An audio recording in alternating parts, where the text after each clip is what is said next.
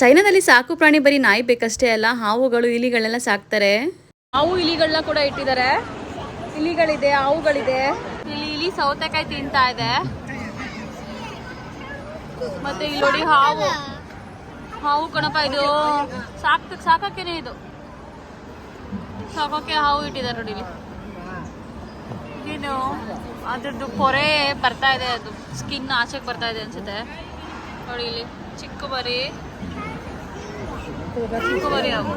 ನಮ್ಮ ಮನೆ ಹತ್ರ ಎಲ್ಲ ಬಂದ್ರೆ ಇದನ್ನ ಓಡಿಸ್ಬಿಡ್ತೀವಿ, ಕರೆಸ್ಬಿಟ್ಟು. ಇವ್ರು ಸಾಕ್ತಾ ಇದಾರೆ ಮನೆಯಲ್ಲಿ ಇಟ್ಕೊಂಡು.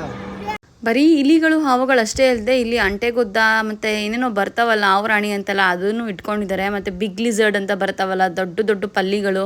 ಸೊ ಆ ಥರ ಎಲ್ಲ ಇಟ್ಕೊಂಡಿದ್ದಾರೆ ರೆಪ್ಟೈಲ್ಸ್ನೆಲ್ಲ. ಏನು ನಿನ್ನ ಹೆಸರು?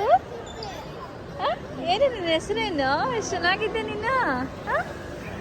ಚೀನಿಯರು ನಾಯಿ ಮತ್ತು ಬೆಕ್ಕಿನ ಪ್ರಿಯರು ಅಂತಲೇ ಹೇಳ್ಬೋದು. ಆಲ್ಮೋಸ್ಟ್ ಎಲ್ಲರ ಮನೆಯಲ್ಲೂ ನಾಯಿ ಬೆಕ್ಕು ಸಾಕೇ ಇರ್ತಾರೆ. 1, 2, 3 ಆ ಥರ ಸಾಕೊಂಡಿರ್ತಾರೆ. ಕೆಲವರು ಬೆಕ್ಕು ನಾಯಿ ಒಟ್ಟಿಗೆ ಸಾಕಿರ್ತಾರೆ. ಇಲ್ಲಂತೂ ಪುಟ್ಟು ಮುದ್ದಾಗಿರೋ ನಾಯಿ ಮರಿ ಅಂತೂ ಹೈಟ್ ಅಂತೂ ಬೆಳೆಯೋದಿಲ್ಲ, ನೋಡೋಕ್ಕೆ ಮುದ್ದಾಗಿ ಕಾಣಿಸುತ್ತೆ.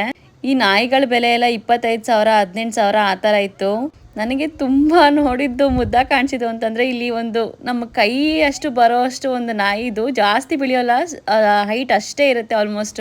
ಇನ್ನು ಈ ವಿಡಿಯೋ ಇಷ್ಟ ಆಗಿದೆ ಅಂತ ಅನ್ಕೋತೀನಿ. ಇಷ್ಟ ಆಗಿದ್ರೆ ಈ ವಿಡಿಯೋ ಒಂದು ಮೆಚ್ಚುಗೆ ಇರಲಿ. ಮತ್ತು ಇದೇ ಥರ ಚೈನಾದ ವಿಡಿಯೋಸ್ಗಳನ್ನ ನೋಡೋದಕ್ಕೋಸ್ಕರ ನನ್ನ ಅಕೌಂಟ್ನ ಫಾಲೋ ಮಾಡಿ ಅಂತ ಹೇಳ್ತಾ ಮತ್ತೆ ಒಂದು ಚೈನಾದ ಹೊಸ ವಿಡಿಯೋದಲ್ಲಿ ಸಿಗ್ತೀನಿ. ಅಲ್ಲಿವರೆಗೂ ಎಲ್ಲರಿಗೂ ಬಾಯ್ ಬಾಯ್.